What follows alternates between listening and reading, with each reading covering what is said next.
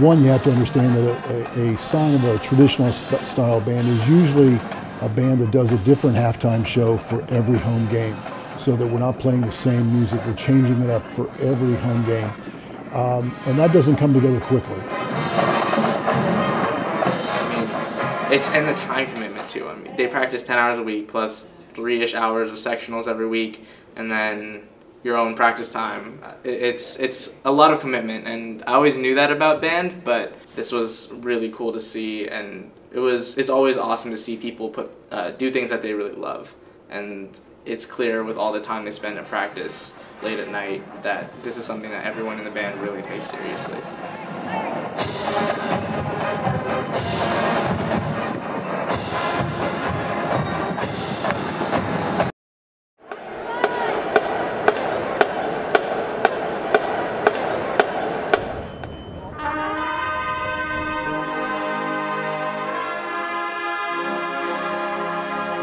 A traditional style marching band is generally a high stepping band where they lift from the knee and they're not rolling. It's the core style or contemporary style band is more of a fluid marching style, whereas a traditional style band is a high stepping, kind of like what you see on TV from also the southern schools. But that's the biggest difference between the two. Music can occasionally also define the difference, but it's more a marching style.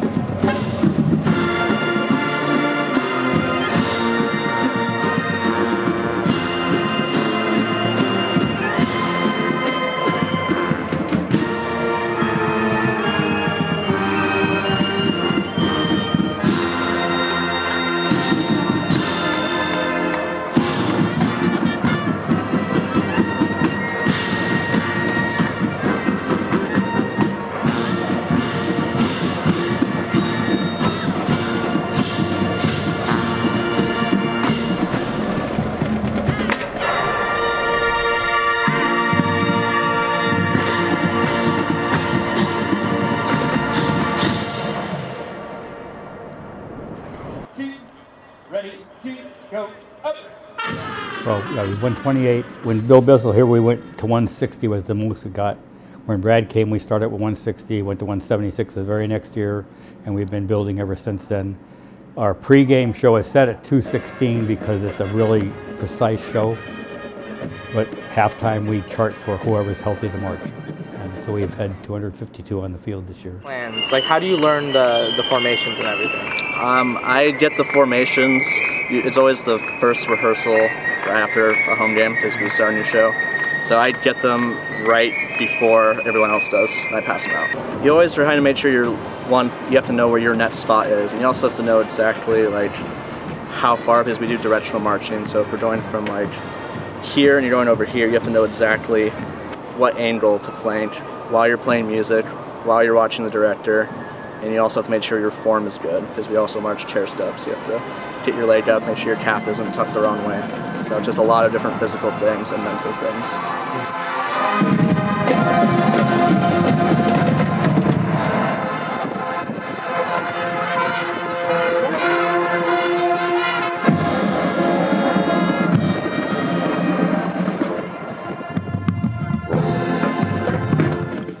I think they also had a really good on-off switch when Dr. McDavid would call them into place. They would be there pretty much instantly.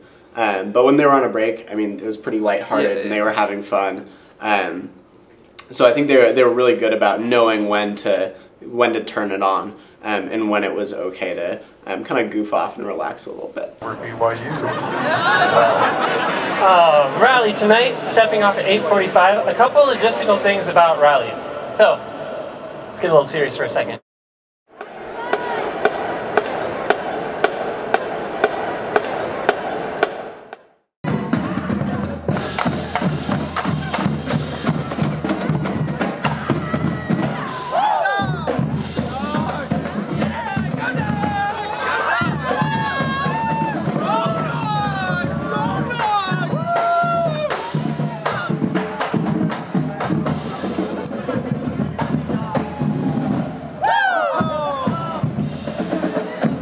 We always do a rally that starts on campus, and we go around through Greek Row, and then we come back to and we end in Red Square. And that's, we usually, for rallies, we're playing for anybody who wants to come watch us, or anyone who wants to come get hyped for game day.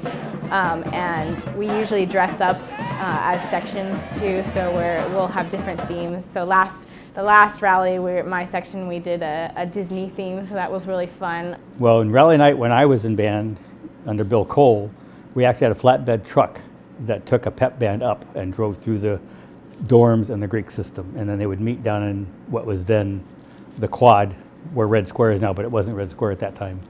And they have the students come down there and they play a pep band. So it's been going on for a long, long time. When Bill Bissell took over, we started doing the same type of rallies that we do now, where we go out Friday night and tour the dorms or the Greek area.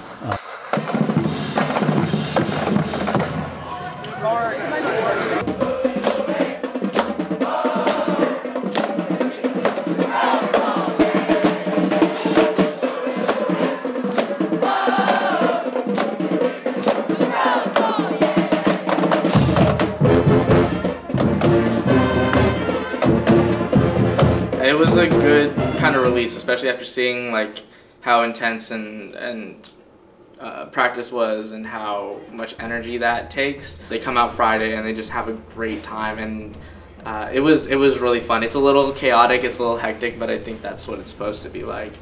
And getting to follow them around on their route was really cool. We found out that they have traditional songs they play at every stop. It's something that's been happening since the 1960s. So, I mean, just to be a part of that kind of, it's history, man. It's a tradition, and it was really cool to see. 1, 2, ready, and.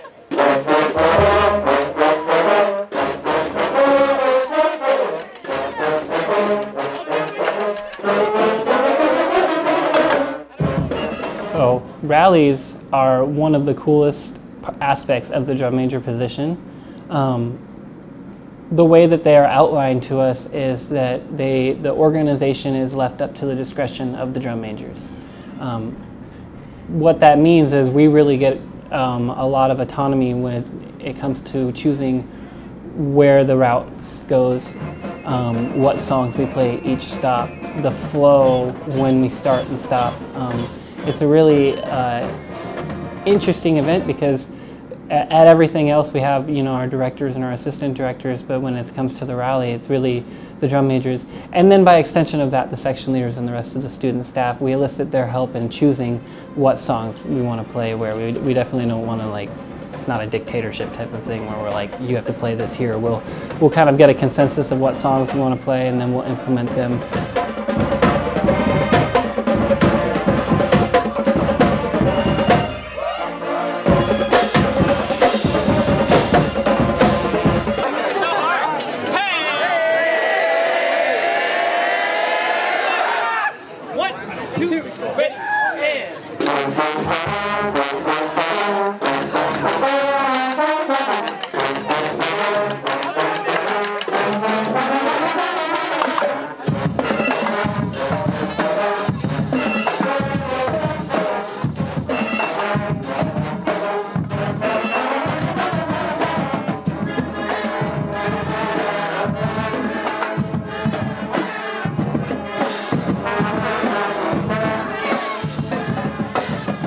Most of the songs that we play at our rallies are standards that we play. They're songs that everybody's enjoyed for a long time, but also sometimes we add in a new one, but we do play all of those songs on game days and at other performances as well. We typically have a pretty set schedule of what songs we play at what stops at rallies, which a lot of people don't know actually. We play certain songs at certain stops because it's tradition. A lot of times, you know, certain fraternities or sororities will ask us to play specific songs outside of their house. And so those have just been, you know, traditionally been the songs we play at certain stops. So, you know, we play pretty much all of our stands tunes. You know, we got Everybody's Everything, Louie Louie, Tequila, Neck, Smells Like Teen Spirit, Johnny Q, like all of the ones you hear pretty much every game day, we also play at the rallies. There's not much difference in our set list from those two performances.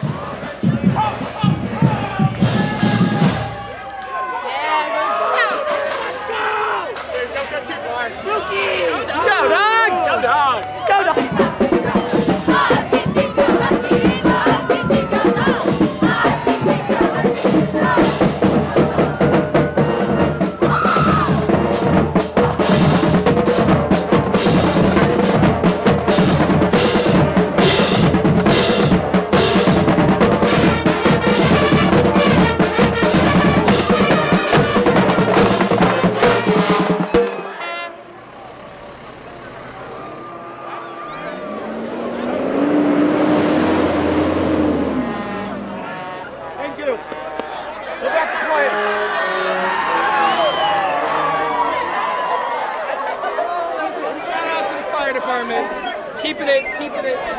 Oh my gosh, the fire truck coming through last week, that was crazy. It was really interesting because I get up there and we're conducting at that stop we always do the twirler feature and then our crazy Africano where we all kind of run around. Polynesian paralysis. Yeah, and the twirler feature was Polynesian paralysis. So we get up there and we're conducting it and I see lights to my left and they were still, and so I was like, all right, maybe they're just gonna, maybe something's happening over there. And then I see the police run over and I'm like, oh my gosh, that truck's coming this way. So I threw my hands up and I wanted to kind of cut us off in the most organized fashion we could. We don't want to cause mass panic or anything like that. Let's cut the band off and then we scattered and that truck came through. And it was a first. Nothing like that has ever happened, and I've been doing marching band and pep band type events for 10 years, and nothing like that has ever happened. But I thought it was really great how he responded. Kind of just got back into our circle, and I got up there and I kind of looked at, I looked at the drum line. I said, well, should we start over? And they're like, yep. And I'm like, all right, sounds good. Let's do it. Start over. And it was really responsive, and I think everyone was really into the whole situation. It kind of added a little bit of a spice to it that, you can't really account for that type of thing.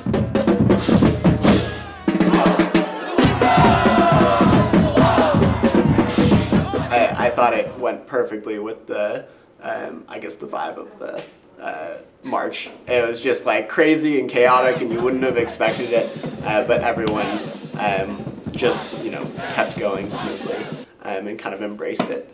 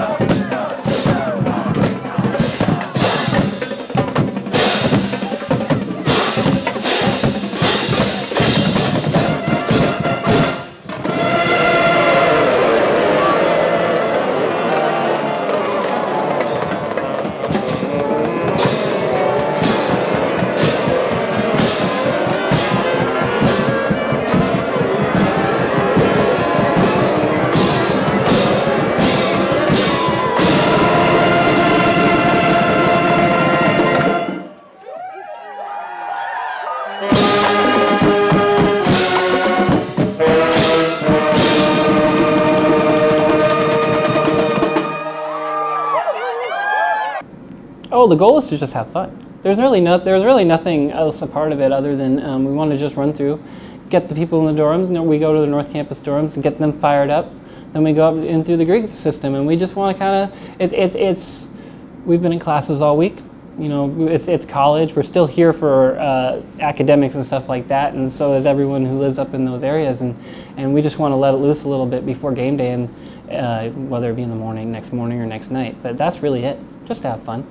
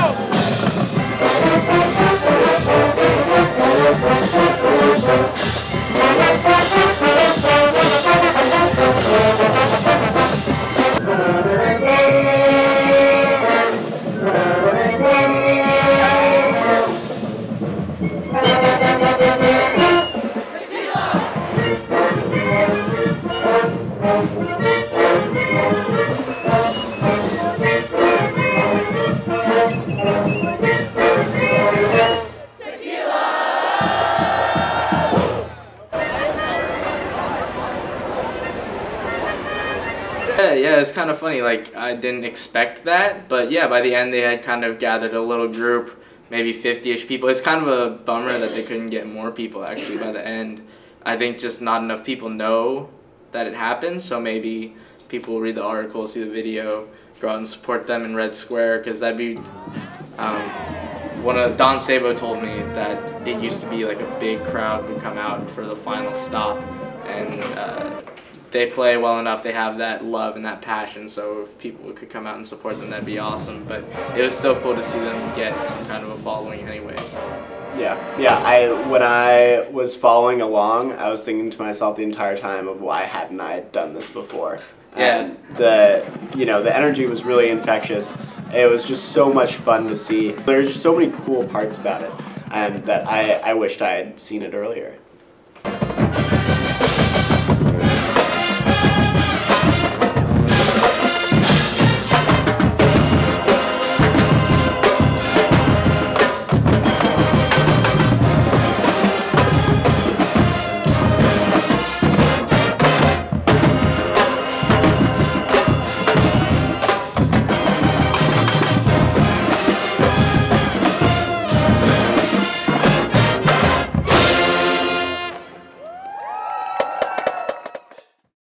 So first of all, being a part of the band on a game day experience, we start really, really early. So not a lot of people realize, and the public realize, that we have an entire length rehearsal before the game. So we usually come about 5 or 6 hours before kickoff to rehearse through pregame, halftime, all that jazz, work out any last little pieces that need to be worked out.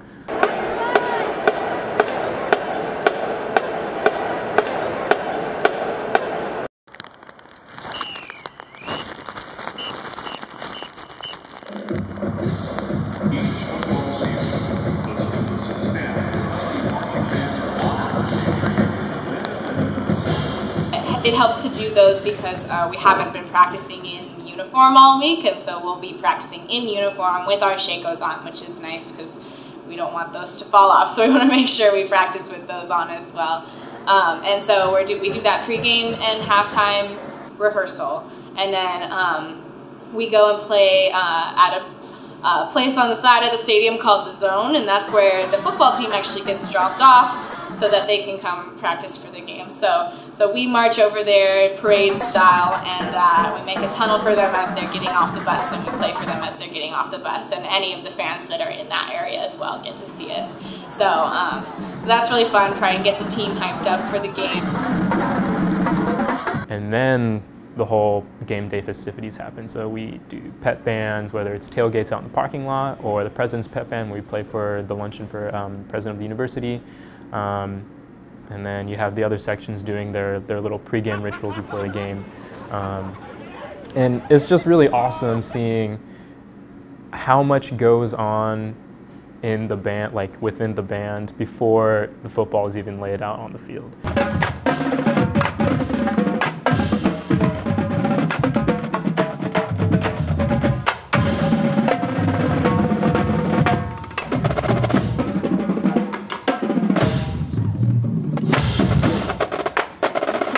there have been a couple iterations of the drumline. We call it the drumline warm-up in front of HECED. So in years past, the drumline, we'd go over our warm-up exercises to kind of get the hands moving for the day, play a couple pep tunes, maybe play a couple excerpts from the show that we're going to play that day. But as time went on and coming up to now, the drumline has incorporated a lot more feature pieces that we have. I think we have like 3 or 4 feature pieces now, to where we simply just play those for our warm-up performance. So we got some pieces that feature some solos. They feature some mini group solos on the different instruments. And that is, the performance is designed just to get the fans hyped up for game day. That's really all it is for. You know, it's right in front of HECED, which is also right in front of the stadium. So you got people coming into the stadium, people driving by on Montlake, and then you see this big 36-person ensemble drum line right in front, playing all their music, doing all their moves and all that jazz. And I'd imagine, I've never really seen it from a fan's perspective, obviously, not yet at least. But I imagine we do a pretty good job at hyping up the fans. So by the time pregame rolls around, and the fans are down in their seats in the stadium, you know, they're all ready to go and support our dogs, get another win.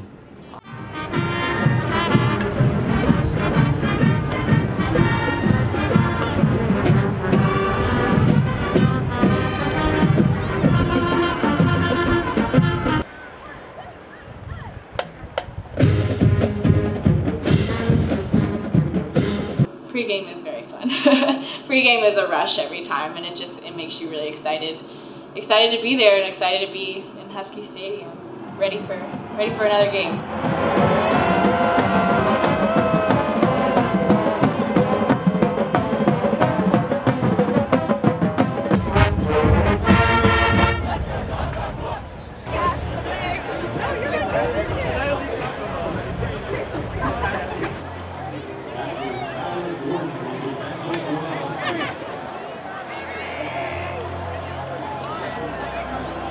I would say for most of the time, the energy is pretty kept up throughout the day, and actually a lot of times, if it's a really close game or if the team's doing really well, that adds to our energy level. I think we feed off them and they feed off us too. So it really, especially with the crowds that we get at the games, all the fans that come to Husky Stadium, I think we have some of the most attended games in the Pac-12. That energy, we all feed off of each other. We're there obviously to entertain and to hype everybody up for the game, but we feed off the fans' energy too, and we feed off the dog pack's energy, so for the most part, I think energy does stay pretty well. I think energy stays up throughout the day for the most part. So it is definitely nice when we're done to kind of breathe a sigh of relief, but it's the adrenaline is really pumping when you're in the stadium. So I don't think anybody is falling asleep at all.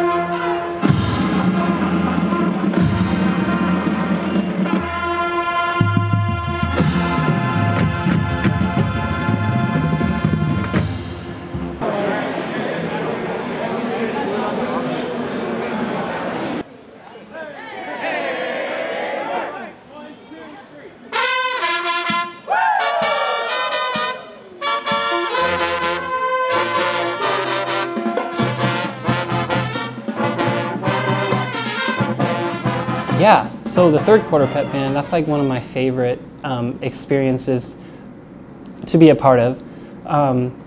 What we do is after halftime, we'll go gather typically 1 or 2 per part with the instruments, We'll gather up above the band block, above the dog pack, and then make sure when everyone's accounted for, we walk over to the north side of the concourse, the far north, and we'll perform 2 songs at the far north, and then we'll do one other stop on the north concourse, loop around, do 2 songs per one stop on the south concourse, do another stop on the south concourse, 2 songs, and then we'll go up to the president's spot. The purpose of the third quarter pep band is to kind of keep the energy going for people who are not in their seats for third quarter. After halftime, you know, there are a lot of people who do stay to watch the entertainment that happens on the field, and then those individuals are the ones that get up during third quarter and are getting their snacks and going to the bathroom. And we want to definitely keep performing for them. We want to perform for, and just keep the energy up. We want to keep the energy up for the entire fans.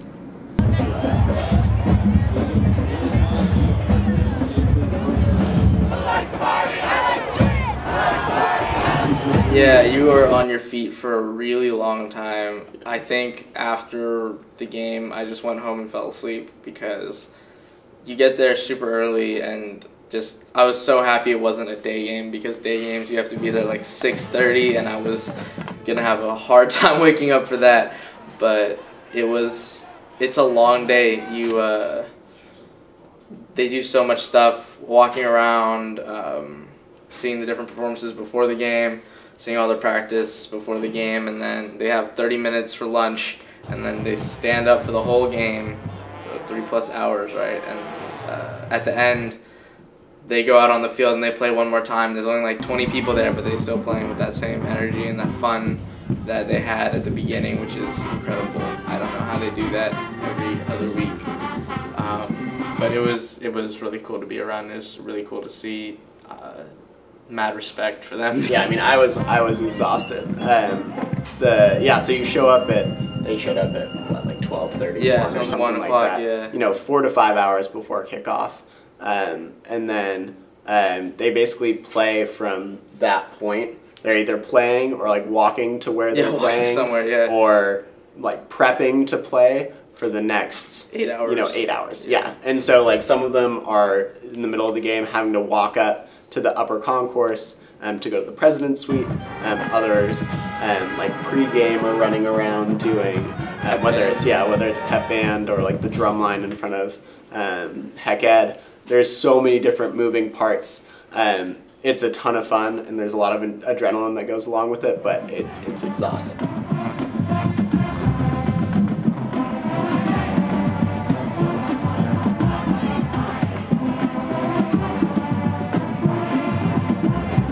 I think that we have a huge impact, and I know that because I've talked to some of the athletes that we perform for. I've talked to the crowd. You know, I talked to a man. He must have been like in his 60s or 70s. He didn't tell me, but he came and shook my hand, and it was last season, and we make our flagpole every game since the 1980s, and last season we had, due to fan request. An overarching fan request, we flipped our flagpole to the north side for one game, and I had this man come up to me after the game and just shake my hand and tell me it was like one of the most special experiences because he's been sitting on the north side for like 30 years, and there's only been several times that's happened, and he's gotten to experience it from the bottom rather than the top, and I think those kind of things are amazing. We rehearse a lot, we're with each other all the time, we're on the road a lot. So it's just really important to me that the students not only enjoy getting to know one another within their own instrument families, but also really enjoy just getting to know people outside of their instruments and creating a culture of friendliness and understanding within the entire band family. It is a big family, it's a big support, and everything's kept positive. We have our motto of touch a class, and it means do everything because you're proud of it, not because you want attention or anything like that. You just go out and do a good performance. 3,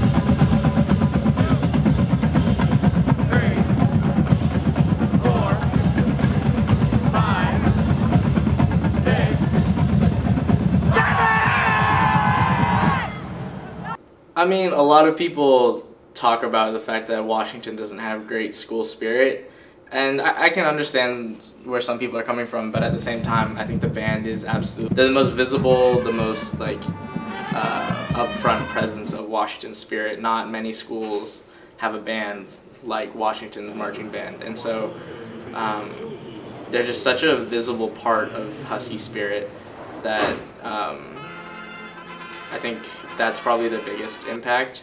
I mean, you can talk about how they get the fans psyched up or whatever, but at the same time, I think just the fact that they're there and they're still doing the same things, it's a great way to connect. They are the connection between like the Husky traditions of the past and the Husky traditions that will continue on. The marching band is one of the only things that will be continuous through all of it, so I think that's their biggest impact.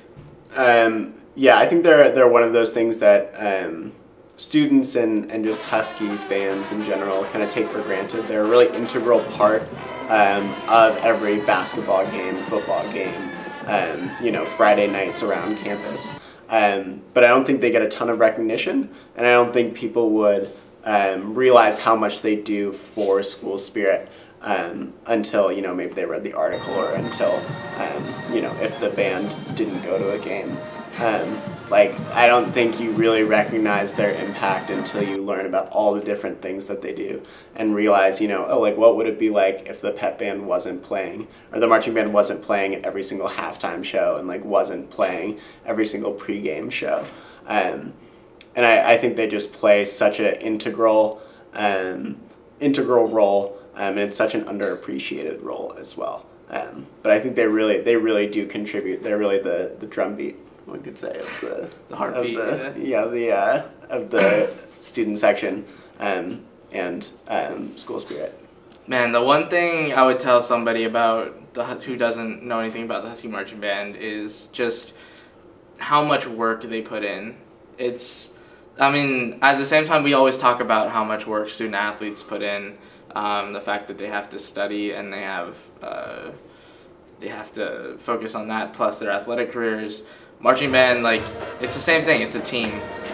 And if anything, there's less reward for them there because, like, you can't make money being like a marching band player. You know, for a lot of them, this is their last musical stop, and the fact that they're so committed, they put so much time in for something that isn't necessarily going to, like, factor into their future. It's just something that they love to do. I think that's incredible. The level of devotion is just so awesome to see, and it's so underappreciated that if I could tell someone anything about the band, it would be that it's one of the most dedicated group of people I've ever met, just as much as any athlete or any other student out there. And it's really cool to see. It's a really great program, and they've got some really good things going on for sure.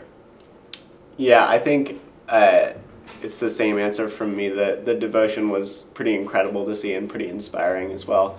I could really see it in the details, whether it was like the clarinet players like putting little beads and mementos at the end of their clarinet, or like you know, other folks making their instruments you know, UW themed or like have purple and gold on them. I think their devotion to both the school and the marching band really shine through in the little details, in the little things that they do to kind of make the Saturday experience what it is. Yeah, and I mean, like, just show them Don Sabo's jacket, or like anything like that. The level of commitment from not only the band members, even the staff, the alumni who raise money so that some of the kids can get some scholarship. It's an incredible process. It's an incredible setup that they have going on, and it takes a lot of time. Talking to the band members, for a lot of them, like, this is their life, but at the same time, like, they love it. They're just doing it because they love playing together, and that's something really special. Being able to create music with people that you're such good friends with is a really special experience that you only get to have a couple times. So seeing them out there every week having that kind of experience is really heartwarming too.